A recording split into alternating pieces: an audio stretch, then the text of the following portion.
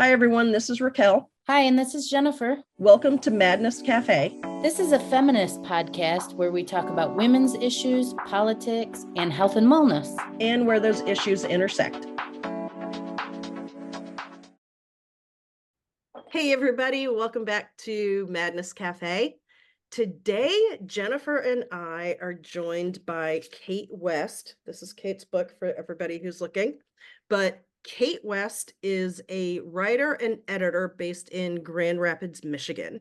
Her work has been published in The Revealer, Religion Dispatches, Fourth Genre, and Hawai'i Pacific Review, among others. As a survivor of Christian Patriarchy movement and as an advocate, she serves on the editorial board for Tears of Eden, a nonprofit providing resources for survivors of spiritual abuse. Cait also co-hosts the podcast Survivors Discuss, and she's the author of the book I alluded to earlier. It's called Rift, a Memoir of Breaking Away from Christian Patriarchy. Cait, thank you so much for being here with us. We're very excited to talk to you. Thank you so much for having me on. I'm thrilled to be here. Thank you. Would you start by telling us a little bit of your childhood and how you grew up? Sure. I grew up in a conservative Christian home. I was baptized as a baby in the Presbyterian church, and I can track how my family became more and more radicalized or extreme in our beliefs the older I became, which is part of my project of writing this book, was trying to trace how this all happened. So when I turned 5, my parents pulled me out of kindergarten and started homeschooling me. And I was the first kid in the family to be homeschooled. We have 4 kids. I have 2 older siblings and a younger sibling. So they started homeschooling with me in the 90s, which is when Christian homeschooling really was taking off. And after that point, my life became smaller over time as I became more and more isolated. We moved to the mountains in Colorado, and we became involved in the Christian Patriarchy movement, which has this belief that men are in charge, women are to submit to the men. And so being a girl growing up that way, I was supposed to grow up to be a stay-at-home wife and mother. But in the meantime, I was a stay-at-home daughter, and I wasn't allowed to leave home until I was to get married. And so that's putting this really long, complicated story in a nutshell. I stayed home till I was 25 years old, didn't really know how to leave. And it was a struggle to find my sense of self after living this lifestyle where I had no agency or autonomy. And so my book is about that journey of coming to awareness of what was happening around me. How did I leave, and what is it like on the other side of that? Absolutely. On page 8, you said, but the truth is, trauma doesn't always happen like a car accident, suddenly out of nowhere. Often suffering sets in like the fading of day in high summer, like the slow disappearance of buttercups as autumn creeps upon you. First of all, that was a beautiful passage. I highlighted the same one. You did? We keep doing that. Second, what was that trauma like for you, the creeping? What was the feel? I mean, it's only now in my 30s that I've been able to understand it as trauma, because it was happening when I was so young that it was normalized. One of the first scenes I write in the book is about feeling shamed by my father for wearing a 2-piece bathing suit when I was 5 years old. And I had worn the same suit a year before. And so all of a sudden, I was feeling objectified and sexualized, even though I didn't know those words. Yeah. And all I felt was shame, like it was my fault, my body is bad. And so that's just a small instance of what it was like to be a girl in this movement. And there's the constant stripping away of my identity and my individuality. I was supposed to conform to this bigger ideal, and sacrifice all of myself for it. So that's a bigger, like a broader umbrella of trauma. And then within that, my father was emotionally and spiritually abusive. As I got older, it became more like financial abuse and very strict control over my life. And so there are little scenes in the book that are instances of that abuse. But with complex trauma, it's this bigger story of how it all fits together, and creates a different kind of trauma.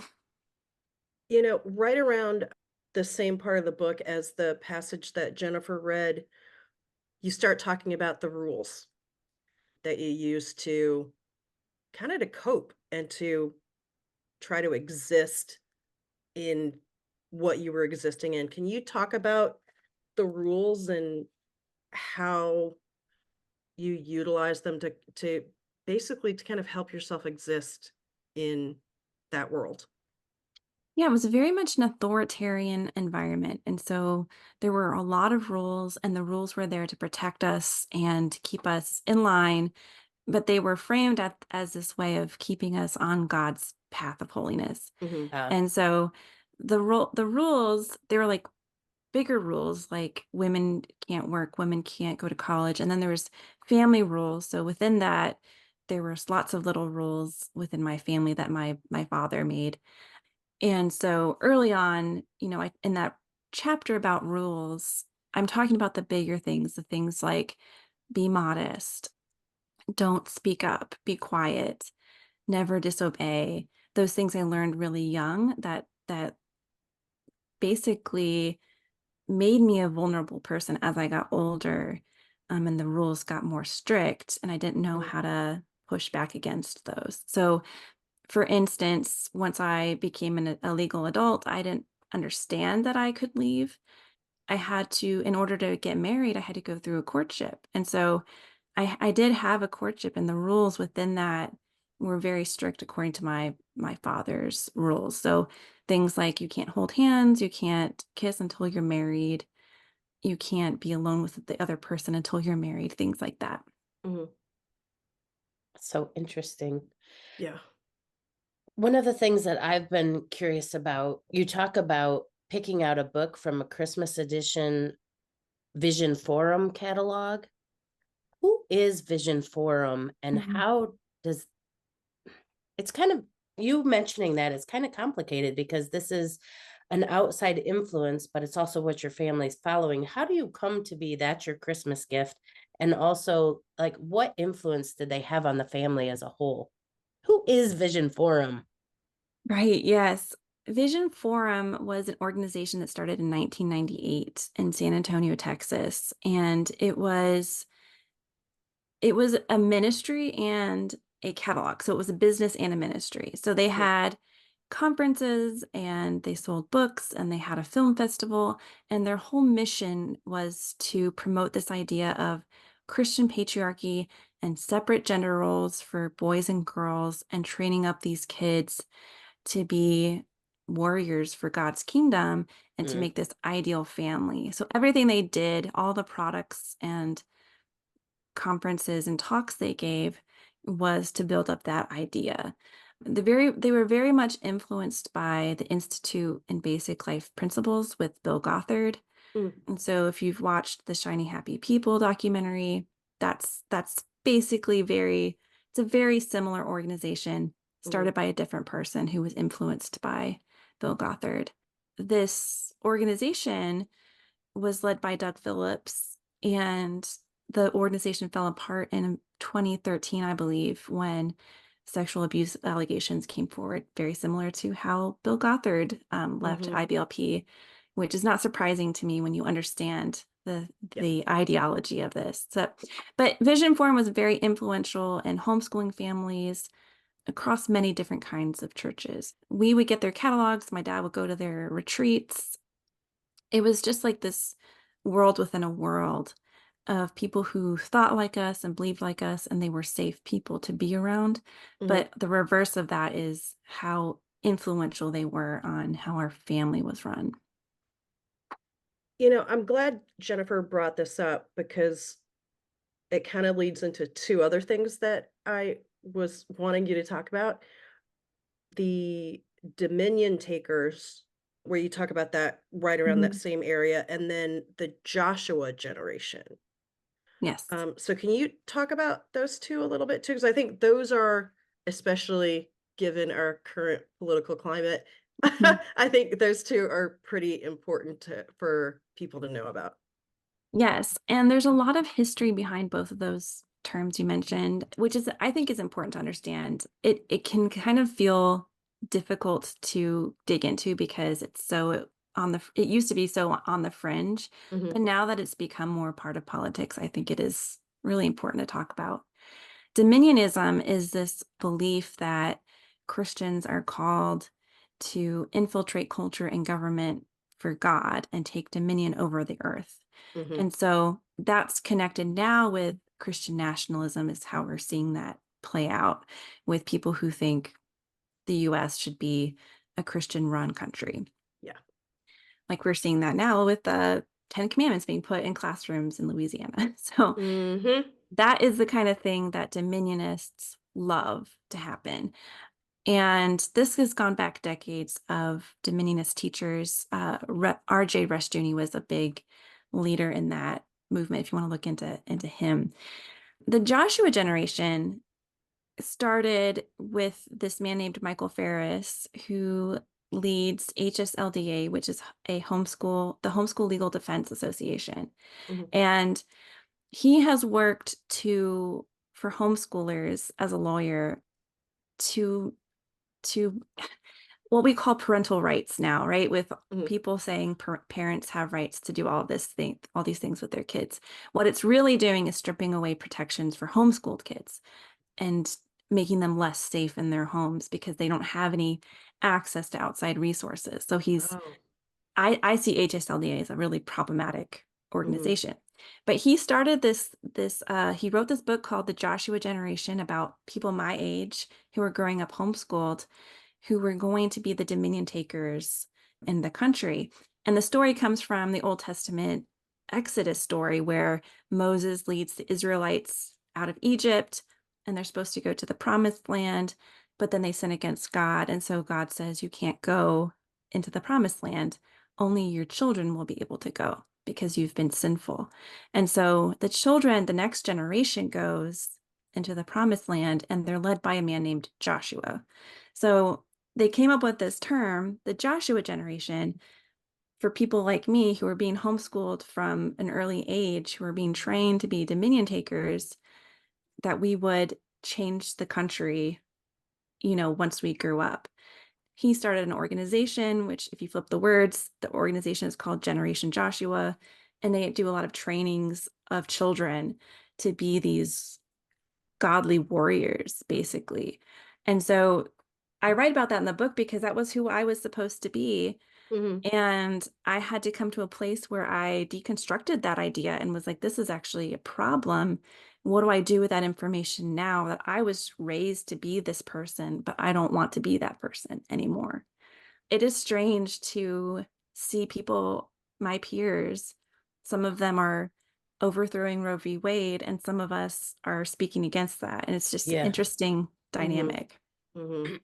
How does that is very interesting. When you come face to face with your peers, how is your interaction? Are you shunned? Are you no longer part of the group? How does that work for you? Yeah, I have had very little interaction with people who disagree with me, who have not left the movement like I have. On the other hand, I'm very connected with the people who have left, and there are so many Mhm. of us.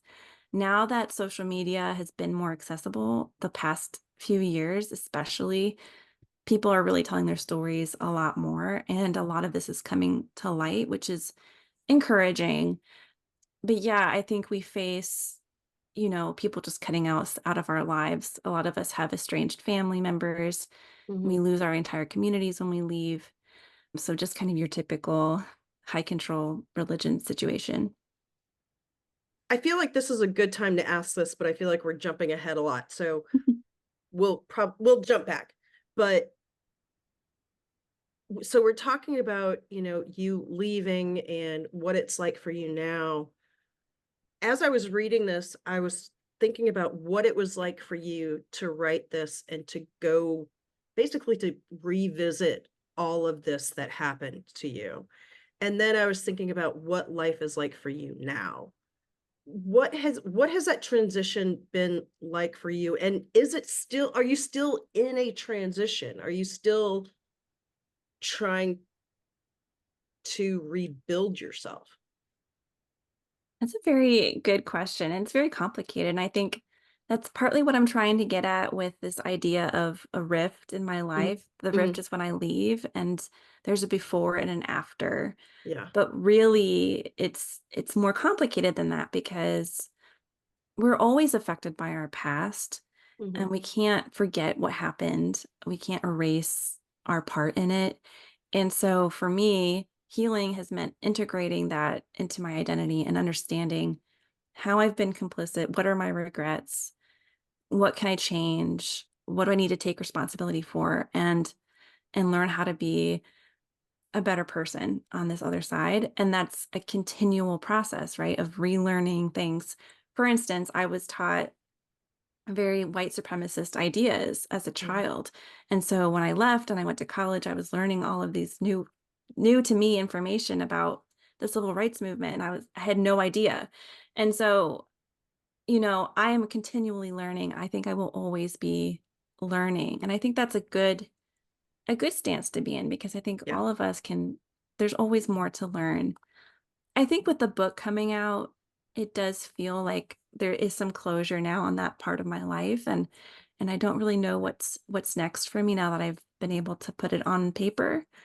So, yeah, I'm not sure what will happen next in my life, but I'm here for it. awesome. I wanna touch on, sorry, I feel like I'm taking control.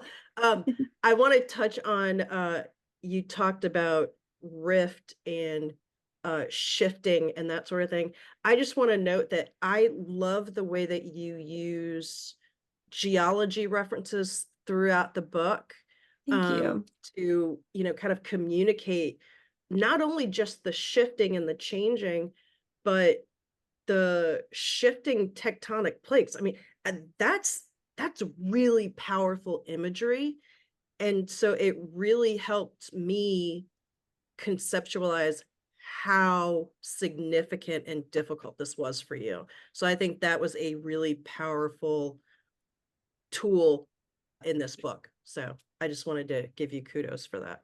Thank you. That means a lot to me because that's like my favorite what was my favorite part to write was the geology parts. Awesome. Talk about being good at hiding things while you were growing up. What did you have to hide and why? Well, there was the hiding of things that my father would have considered sins, right? Of needing to hide anything that would get me in trouble. And I was Right. a Mhm, very good child, so I didn't have a lot of that to hide because I learned watching my older siblings the kind of punishments my dad would do. For me, it became more and more about hiding my emotions and hiding my desires and my dreams and what I wanted because those were unacceptable. I wanted to go to college. I wanted to play piano professionally. I wanted to go on dates. I wanted to do all of these things and I could never express that because that would be going against my dad, which would have been sin, which would have been going against God. And so those were things I had to hide. And then the emotions I had to hide were because I grew up in this home where emotions were unsafe. It was unsafe to be able to express yourself because it showed that you were individual and not part of the bigger group, the bigger plan. Being sad or angry was unacceptable. Being content and joyful, but not too happy was mhm, the preferred state of being. And so I learned to hide my feelings and really dissociate a lot from my body just to survive that because it was dangerous to have emotions in a world where girls were punished for, crossing the line. mhm. Yeah. If you were disassociating, how did you because I struggle with this a little bit too. How did you how did you know you wanted to go to college? How did you know you wanted to play the piano? How Mhm. was that not suppressed in you? I see it, it's complex. I see it as this little spark inside of me that was reaching for some kind of selfhood, right? And I don't Mm, think no matter what level of abuse you're experiencing, I don't think they can ever put that fire all the way out. And so I was dissociating for things like the way my father would speak to me and through sermons and through pain. I was fairly sick, I had a lot of migraines and things like that. And I learned to just kind of be above feeling. I had a lot of ambition, but the feelings part of it were numbed down. And so I Mhm. see them as a little bit different. yeah, that makes That sense. makes sense. Yeah. So it on page 183, you say, I was a tunnel of lava trying to find a vent. And so what you're talking about now about, kind of numbing everything down, and trying to hide all these things, like you said, the spark didn't go away. It Mhm. literally was just kind of starting to boil right under the surface.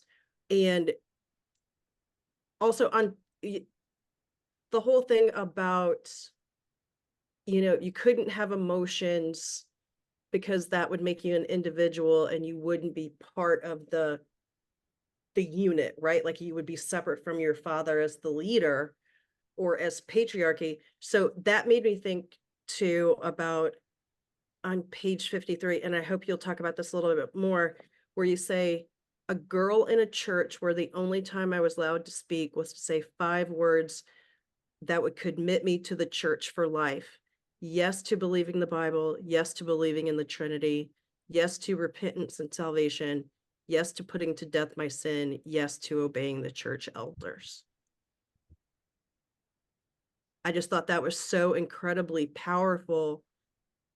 And it really put a focus on that's all you were allowed to do. That was it. Mhm.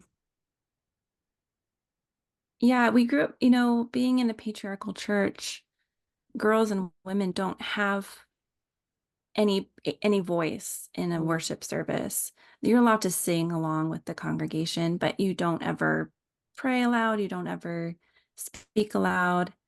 The only thing that women could do is play piano. And even we were in a Presbyterian church where they do have congregational meetings that include voting. At least for my family, I think this was a lot of the families. We did household voting.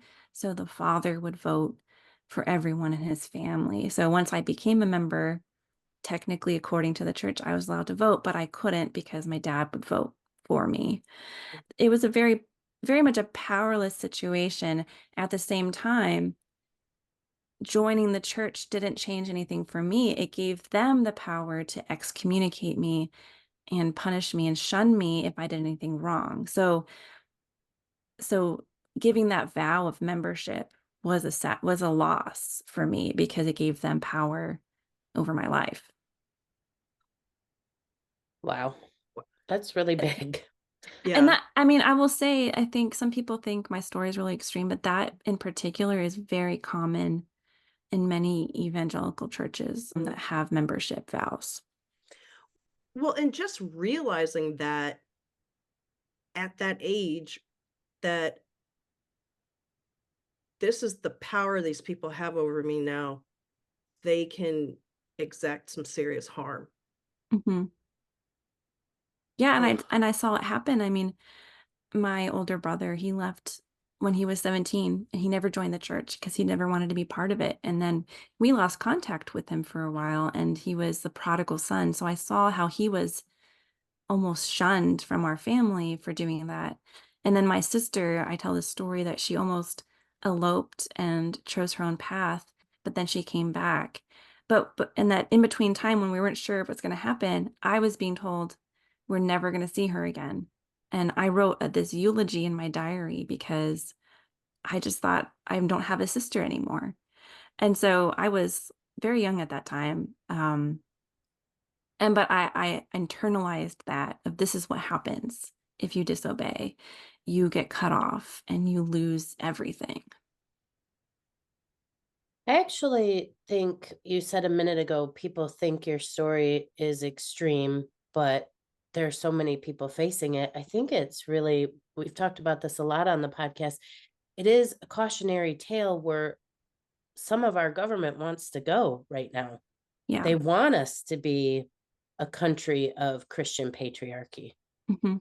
In your world, did they, like it, in our world out here, I don't know if I'm saying this right, they kind of gloss over that. They don't call it a patriarchy. Did they Mhm. call it for what it was when you were growing up, or did you figure that out? No, we were very proud of the term patriarchy. It was this, belief system, like we called it Christian patriarchy or sometimes biblical patriarchy. And we were taught about like the patriarchs in the Old Testament, like Abraham.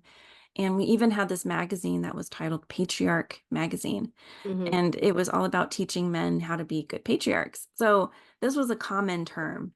And nowadays it seems to be a little less obvious, but the same people who were teaching in my childhood are still teaching this today. So it hasn't gone away. It just, I think, has morphed a little bit. And we're seeing the term Christian nationalism more often, but it's very similar, if not the same. And what Maybe the about, marketing is just better. Yeah. and what about the word feminism? How is that handled Yeah. or thought of? Yeah. Feminists were the worst. Towards the end of my leaving, my father calls me a feminist, which is the worst insult he could give me because it was such a bad word. Uh-huh. And feminists were like the epitome of evil because I was taught they hate families, they hate God, they hate men.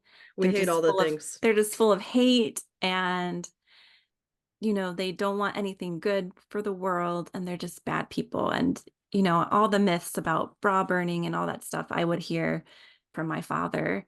And I just didn't even understand what feminism was, just that it was the opposite of patriarchy. Yeah. Well, I think it's a term that's defined in so many different ways anyway. Yeah. And It will end misdefined yeah, Mhm. in so many ways. yeah, Yeah. yeah, that's so interesting. It's funny that we're talking about that because early on in the book, because I was thinking about that, about whether you called yourself a feminist or not. And I actually I actually wrote it in the beginning because I didn't want to forget. And so I wrote it down. And then I was like, okay, I'm gonna, try to remember this as I read through the book. And then on page 224, you say, yes, you're a feminist. Yeah, it's like a claiming of that insult, like I Yeah. was named that before I named myself that. But Yeah. then leaving and learning, yeah, I'm all about any term that's about liberation. I think that's a helpful term. And it's a really complex thing. And I think feminism has evolved and I think we can keep evolving to be better. But yeah, I'm proud to be a feminist. Yeah. Congratulations. Welcome Thank to the you. club. Thank you. Thank you. So good to be here. And how do you, and you don't have to answer this if you don't want to, you can just say decline and I'll cut it right out. But how do you feel, if you feel like answering it, about the current political climate and what is facing us in this upcoming election based on what you know from your childhood? This is where I've learned that emotions in your body can lead you to wisdom and intuition. Because when Roe v. Wade was overturned, I had done a lot of therapy. I had done a lot of work. And then when that news came out, my body just shut down and I felt like I was back in that place where I had no agency over my life. Mhm. Yep. And it was just this gut feeling of terror. And so I think it's for me following that, like why do I feel that way? Where does that come from? I think it's because I remember what it's like to not be in charge of your body, to be in a world where marital rape doesn't exist because women are supposed to be available at all times to their husbands, right? And in a world where birth control is bad, where any kind of contraception is bad, and women don't get to choose whether they have a job or whether they stay home, they don't get to choose any of that. And so seeing this escalate in our politics has been very triggering to me, but also like it's fuel to the fire for me to speak out about it because I've lived a certain kind of experience that, in some ways I've had privilege, in other ways I know what it's like to be oppressed. And seeing this in politics is just it's distressing. I can see all the red flags and the escalation, the same escalation that happened in my family Mhm. on a bigger scale. And when I see things of people trying to fight no fault divorce, issues like that, that's just straight out of that handbook of Christian patriarchy. On the one hand, like I don't like thinking about it, but on the other hand, I feel like it's my responsibility to talk about this or do whatever I can to help, and it feels like a big problem, but we each have our own little parts in it, hopefully. I'm holding on to hope. It's been a stressful week politically. The Yeah. end of June is when we're recording this, and Yeah. it's been stressful to contemplate. But I'm holding on to hope and conversations like this, and the people I'm meeting through my book tour. It's not all bad. I think we can't live in the fear, or we're going to just perpetuate more problems. Mhm. And so it's that balance of being concerned and upset and angry. And then also, how do we deal with that in a healthy way? Beautifully said. That's Mhm. beautifully said. Yeah, and I think it's another reason why it's so important for you and other people who have escaped Christian patriarchy and other, high control environments is that if you don't talk about it, or if more of you don't talk about it, then people are just going to think, oh, that's just an exaggeration. That didn't really Yeah. happen. Or, oh, this person's just, making all this up. But you didn't make this stuff up. You lived this, and Mhm. I mean, there's lots of people, unfortunately, who have similar stories to yours. So I think it's incredibly important that you and others continue to talk about it. Yeah, I think so. And it's difficult work, but also what's at stake, Yeah. and I think about my younger self and what she needed to hear, and she needed somebody to stick up for her. And so I think about the kids now who are stuck in these kinds of homes, and then the next generation who are in our Mhm. country. It's important to think beyond yourself at the Yeah. same time taking care of yourself. So that's also another difficult thing to do. Yeah. Yeah. What do you do to take care of yourself while you're out on book tour and telling your story? It can't be easy. What do you do? I've been able to plan the book for myself. So I've been able Oh, to good. space them out in a way that I have buffer time in between to rest. And I'm in therapy so that I have that place to vent and I don't bring all my triggers to my events. Nice. And just, I came into this year knowing that it was going to be a hard year with the book coming out, but a good year, and that I needed to just show up and share my story and also be there for the people who are a lot of people are giving me their stories or sharing their stories with me. And I want to be able to show up for them too. And so therapy, taking lots of walks, being outside when I can, making sure I eat food every day, like the basic things that keep a person healthy. I'm trying to think of it as a priority and not as a chore. Yeah. Yeah. You have a big, beautiful heart. I hear Thank you. you. I hear you thinking and speaking for others, and you're a hero. Just want Oh, you to know that. thank Yeah. you. Yeah. Well, Yeah. and you're doing the work of helping other people who are leaving these environments, your Mhm. work with other survivors. Yeah. Can you talk a little bit about that kind of work? Yeah. I mean, it shows up in different ways. I volunteer for an organization called Tears of Eden, and we work with, well, the organization works with survivors of spiritual abuse, and they have mental health professionals doing support groups and things like that. Because my expertise is in storytelling, I work with the website and bringing stories to our blog and helping people share their stories if they want to. And that has been a beautiful thing because I really do believe the power of telling your own story in your own words is indescribable because it empowers you, and then it empowers other people to know that they matter, right? And so it's just this magical thing that I get to do. And other than that, speaking and writing online and I get a lot of messages from people who are still stuck.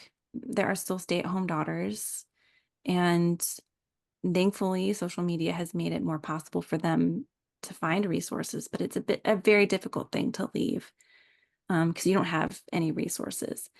And so I'm thinking about that more and more. Hopefully, the more I'm doing this, the more I can think of better ways to help them with resources. Like right now, I all I have is my story and my time.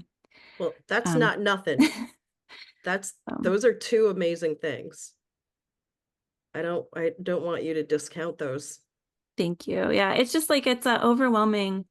It's overwhelming to know the suffering Mhm. and to know you can't fix everything. And coming from an evangelical background where you're supposed to save everybody, it's like a constant battle in my mind of I want to help, but I can't save everybody. Right. It's Yeah. not my job. So yeah, it's just a constant learning process. Yeah. Speaking of the internet and resources and that sort of thing, I'm sure you've seen that there's this rise lately of popularity of the trad wife Yes. thing. I can only imagine how frustrating that must be for you. But I don't want to put words in your mouth. So, what do you think of that Yeah. whole movement? Yeah, I wrote an article for Newsweek about this because I was like, this is stressful to me that this is so popular right now. Um, like with the trad wife movement of these very young women Mhm. making content that tells a story of what it's like to be a real woman. And I think it's interesting. You never see like people who are my age and older doing this. Mhm. And I think Mhm. they're probably a little more wisdom. They know it's not quite as pretty and shiny as that looks. But it's hard because I think younger men are getting this message that that's what they're entitled to is like a stay-at-home wife, and younger women are getting this message that to be a true woman, you need to do these things and not think for yourself. And so Mhm. I have no problem with people staying at home. I think people should do whatever they want.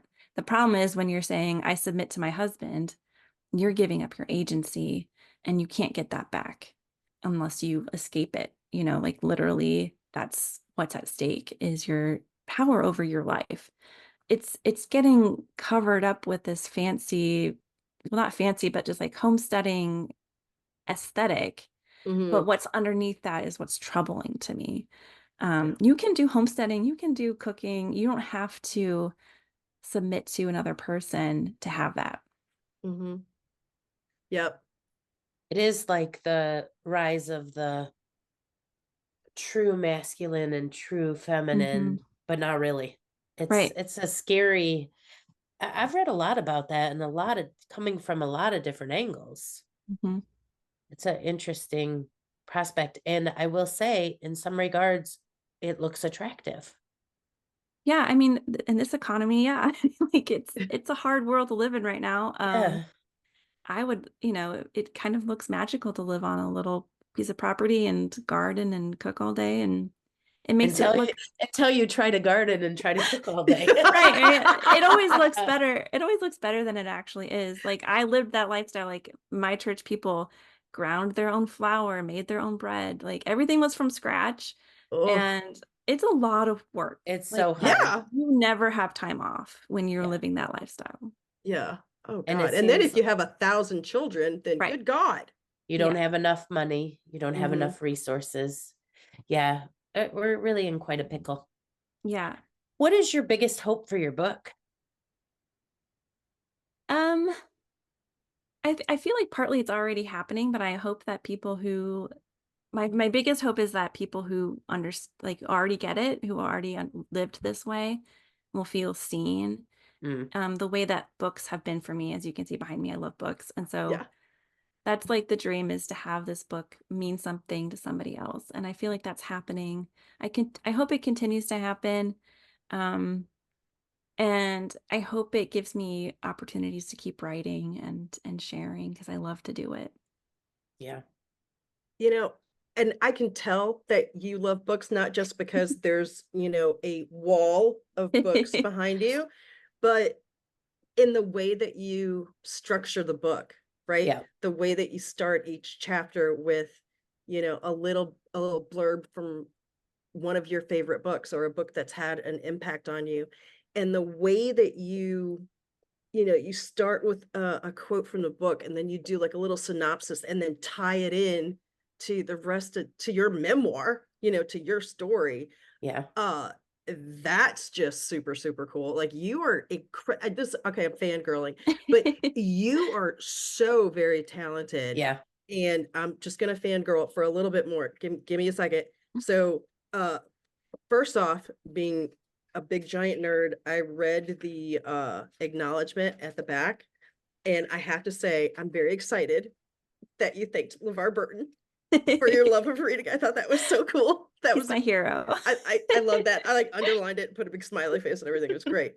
But then there's on page 121, um, you write this sentence where you're talking about, it starts out with Ophelia from Hamlet, and then, talking about your own heartbreak. And it's just such a beautifully written sentence. And so you say, I wanted to lose my mind and mourn, even though no one had died. Instead, I survived the violence of my imagination, and I carried my story safe in my heart until I could speak it out loud. Yeah. You are a writer. Man, you Thank are you. so, I literally, like, see, I don't know if you can see, but I underlined it and I I wrote love that. beautiful sentence. Like, you are so very talented, and the way that you utilize your love of reading, your love of nature, your love of learning and growing and helping other people, you tie all of that into your story so beautifully. Um, Thank you for yeah, saying that. this That means a lot. it's so good. I love the way that you write. I'll I do just too. Yeah. I think it was an incredibly important memoir, really, because I do think I hope so many people will pick it up, because I do see it as a reflection of what is happening in our current government in the United Mm-hmm. States of America and maybe around the world. Mm-hmm. And I also just loved it as a piece of literary artwork. It is a beautiful book. It really Oh, is. It is a that makes me beautiful really book. happy. Thank you. Yeah. Did you have anything that you wanted to tell our audience that we didn't give you the opportunity to share? Um, I guess continue to read stories like from survivors, and I think that there's a lot of insight to be had from people who've already gone through these kinds of things. Hopefully, if you're interested in um, the feminist movement today. And also, you can still find me writing on Substack. I have a Substack, trying to write more there too. So you can follow me there, as well as social media. And we'll put all the Excellent. links in the show notes so people Great. can find you. Thank you. Yeah, but it's a beautiful book. It's beautifully written. Uh, it's an important book, like you said. And yes, it's heavy, but it's so hopeful, and it's so triumphant and so powerful. And and the way that you've written it is beautiful and creative and imaginative, and people should read it. Thank you for writing it. Thank you. Thank you so much for reading it and saying that and helping me share about the book. It really means a lot to me. Absolutely. It's such a good book. Thank you for putting it out into the world and Thank for you. helping all of the people that you're helping. Thanks. Thank you. I love this book. I love this book. I know it really is. Once in a while, a book comes along that is just, again, subject, super important. People pay attention to what's going on. Yep. On that, the beauty of the book. Yeah. Yeah. I'm in awe of Cait's ability to access her emotions and what she's feeling and what she felt, and to put it on paper, especially given the fact that it was drummed into her to push all that down. Yeah. Yeah. I can only begin to imagine, as a woman, we can imagine some of what Christian patriarchy or any patriarchy in the world would do. We can imagine a little bit what extremists or high control religion would do. Imagine, but to actually live it, feel yourself with the disembodiment that all women have to some degree. And then to still be able to write about it, discover the self enough to understand that she had these suppressed emotions, these suppressed feelings, to be able to shut down in the presence of her father, but then to live her own dreams internally until she was able to bring her own dreams out. And then also to realize, as a full-grown adult woman, that oppression of her childhood is still impacting her life now. And wading through that so she can make decisions that aren't driven by the trauma of her childhood. Yeah. It is a beautifully hopeful book. It is. And it's very brave. I mean, all of that you just listed, that takes a huge amount of bravery to do all of that. And to leave that environment and to create a life for yourself and to believe in yourself enough that you go out into the world and make a different life for yourself and continue to do the work to heal all of what was done. That's incredibly brave. It is. And I think, this subject has been coming up on our podcast for a while now. We've been talking about high control religion with several guests. I think it's more prevalent in our country than we ever realized. Pockets all over the place and impacting people's lives in ways we're not even aware of. But yet also, I really, really loved what she said, and I'll mess up the words. I won't get it like what she said, but about really learning to tune into her own body. And when something doesn't feel right, to sit with it and say, what is this? What is it trying to tell me? Where have I felt this before? I think, where have I felt this before? What is this coming from? Yes, this is what we all need to learn how to do. Absolutely. Because I mean, we've talked about this before, that and we even talked about it on our very first episode, where we talked about how our society in general is just suppressing all kinds of things, emotions, history, different ways of living, anything that doesn't, look like whatever the prescribed quote unquote norm is, it gets pushed down. And then it inevitably, all of that stuff comes up to the surface. It's like what she was saying. She was a tunnel of lava trying to find a vent. That lava always finds a vent. Yep. I don't think you could say it any better than that. Right. Right. God, A what a good tunnel book. of lava trying to find a vent. Yeah. God, this is such a good book. People, read this book.